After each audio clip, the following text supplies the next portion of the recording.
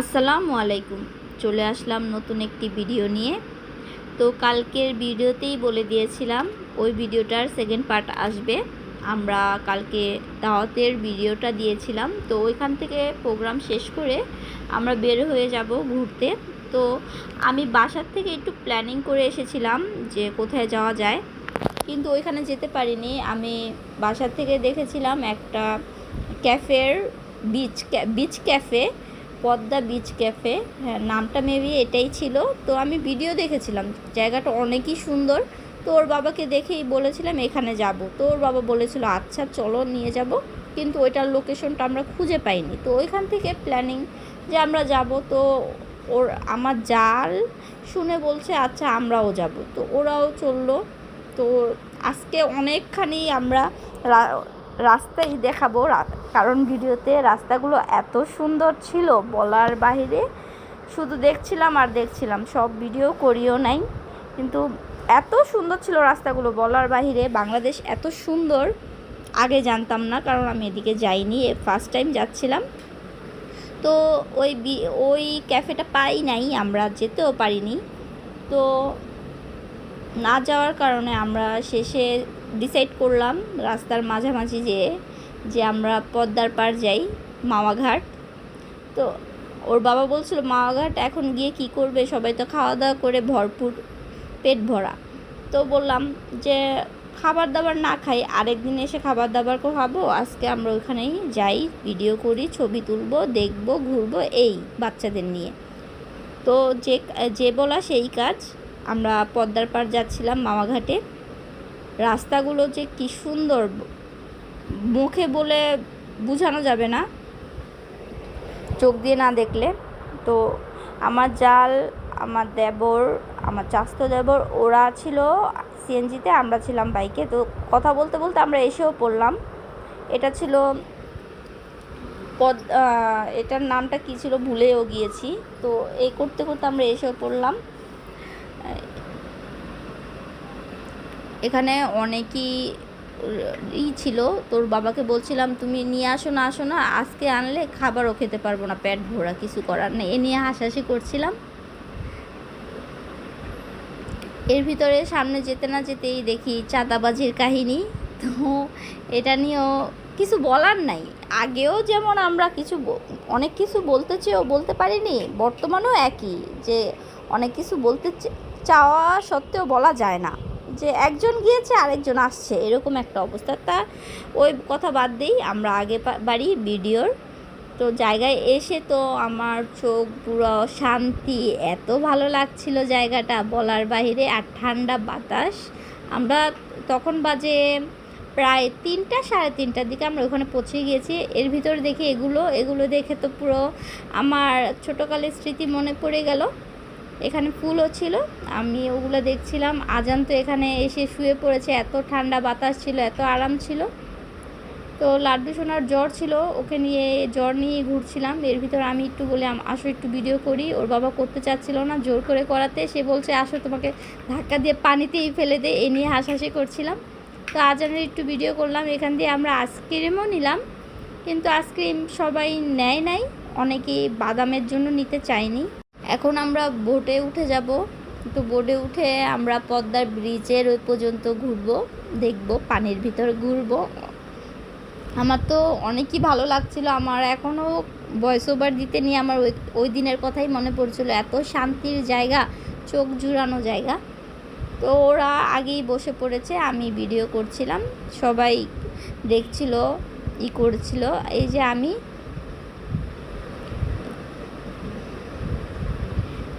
ওর বাবাকে বলছিলাম আমাকে এভাবে একটু ভিডিও করে দাও, পানির এখান দিয়ে ওইখান দিয়ে অনেক ভিডিও করেছি বলার বাহিরে।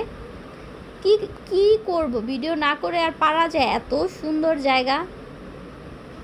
আমি এটা দিয়ে বাচ্চাদের মতো খেলছিলাম, লাড্ডু সোনারটা নিয়ে।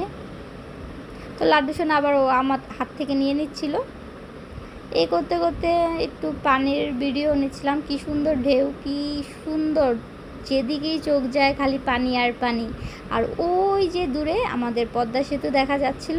আবার এটা নিয়ে আমরা দুষ্টামিও করছিলাম যে পদ্মা সেতুর থেকে টুপ করে ফেলে দিব, নিয়ে হাসাহাসি করছিলাম। আমরা ওই দিন অনেক ফান করেছি। তো আমি এটা দিয়ে বারবারই ঘোরাচ্ছিলাম, নিয়ে নিয়ে বাচ্চাদের মতো বাচ্চামি করছিলাম।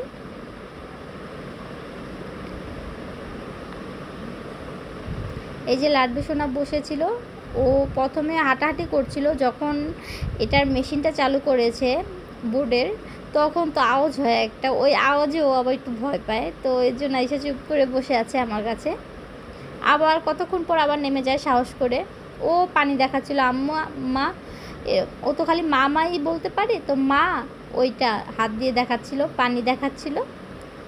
তো এখান দিয়ে তো নন স্টপ ভিডিও হচ্ছিল। ভিডিওর ক্লিপ অনেক কেটে দিয়েছি, এত ভিডিও তো আর দেওয়া যায় না ব্লগে, ব্লগ হয়ে যাবে 1-1.5 ঘন্টার এরকম একটা অবস্থা। তো এর জন্য অনেক ভিডিওই কেটে দিয়েছি, কিন্তু তারপরেও অনেক ভিডিও দিয়েছি, অনেক বড় হয়ে গিয়েছে। তারপরেও ভিডিওটা কিছু করার নাই, কারো ভালো না লাগলে ইগনোর করবেন। তো আমি এভাবে ওইভাবে অনেকভাবে ভিডিও করছিলাম।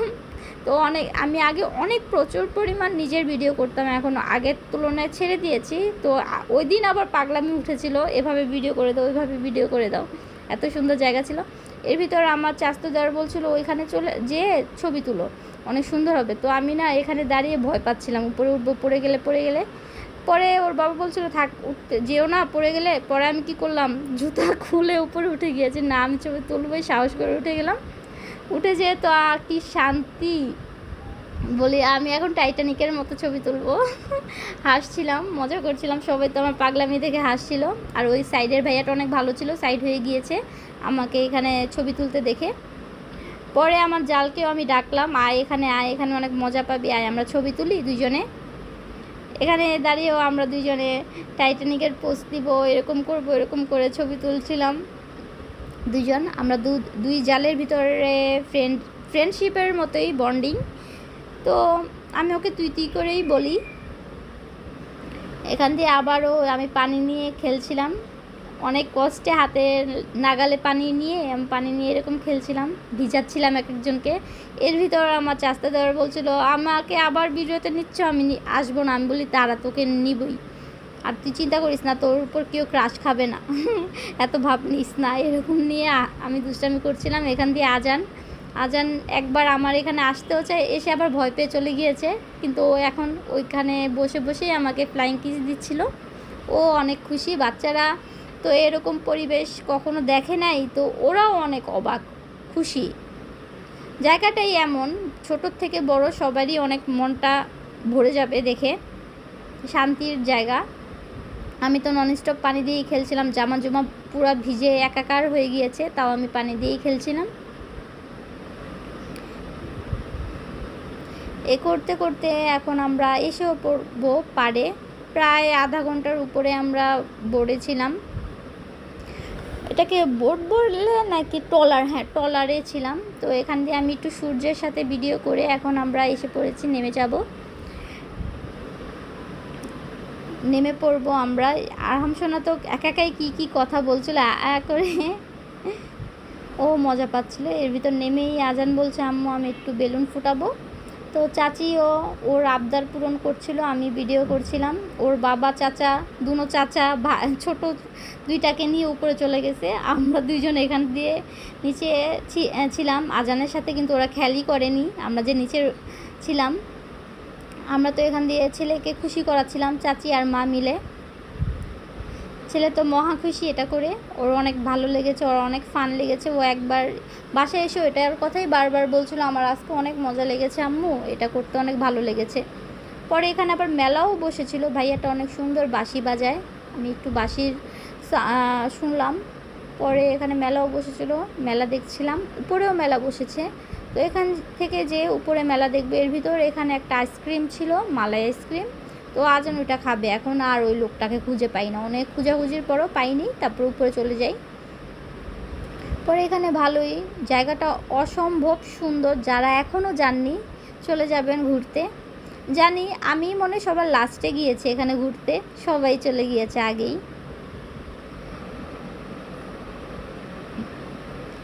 তারপরে এখানে অনেক মেলা বসেছে, মেলাগুলো দেখি দাঁড়িয়ে দাঁড়িয়ে, কিছু টুকটাক দেখছিলাম। যে বাচ্চাদের জন্য কিছু নেওয়া যায় নাকি, কিন্তু এখান থেকে যেগুলো আছে বাচ্চাদের সবই এর আগের মেলায় কেনাকাটা টুকটাক হয়ে গিয়েছে, এর জন্য এখান থেকে আর কিছুই কিনিনি। দেখছিলাম দাঁড়িয়ে দাঁড়িয়ে কী জিনিস আছে, কিছু নেওয়ার মতো আছে নাকি, কিন্তু আমি কিছুই নেইনি। পরে এই যে ওর বাবা দাঁড়িয়ে ছিল, এখন আমরা আইসক্রিম খেতে চলে গেলাম। বাটার স্কচ খাবো সবাই এটা একটু ফেভারিট, কিন্তু আমার একটু বেশি। গিয়ে দেখি একটাই আছে, তো আমি বললাম আমি তো এটাই খাবো, না হলে আমি আর খাবো না, তোরা নিলে নে। পরে বলে থাক তুমি এটা নাও, আমরা অন্যটা চয়েস করে নিই। ওরা অন্যটা নেয়, কারণ ওরা অন্যগুলোও খায়, কিন্তু আমার এটা ছাড়া আর অন্যগুলো ভালো লাগে না তেমন। তো আমি বলেছিলাম যে খাবো না, সমস্যা নেই, তোরা খা। পরে ওরা বললো তুমিই খাও। এ করতে করতে বাসার জন্য রওনা দিয়ে দিলাম আমরা। তো আমি এটা বাচ্চাদের মতো খেলছিলাম, কিন্তু একটু পর এটা উড়ে চলে যায়, কারণ বাইকের সাথে এটার তো স্পিড তো থাকবে না। আমি এটা বোকামি করে ফেলেছিলাম, বুঝতে পারিনি। পরে এটা চলে যায় উড়ে। এখন সব কিছুর লাইটগুলো জ্বালিয়ে দিচ্ছিল, কারণ মাগরিবের আজান প্রায় এখনই দিয়ে দিবে। আমরা দেখতে দেখতে বাসার জন্য রওনা দিয়ে দিয়েছি, আর ওদেরকে সিএনজিতে উঠানো হয়েছে, ওরা সিএনজি দিয়ে যাচ্ছিল। আজানকেও ওর চাচির সাথে সিএনজিতে দিয়ে দিয়েছিলাম, কারণ রাত্র হয়ে গিয়েছে আর ছেলেরও ঘুম পেয়ে গিয়েছিল, এর জন্য। এই করতে করতে ওর বাবাকে বলছিলাম আজকে তো আর ইলিশ খাওয়া হলো না, তো আরেকদিন নিয়ে এসো। আমরা প্ল্যানিংও করে ফেলছিলাম কবে আসা যায়। তো ওর বাবা বললো আচ্ছা ওই দিন নিয়ে আসবো না, চিন্তা করো না। এখন আমরা বাসায় চলে যাচ্ছি। এখন টোল দিয়ে আমরা এখন বাসার জন্য চলে যাচ্ছি। ভিডিওটা এ পর্যন্তই। ভিডিওটা ভালো না লাগলে ইগনোর করবেন, কোনো প্রবলেম নাই।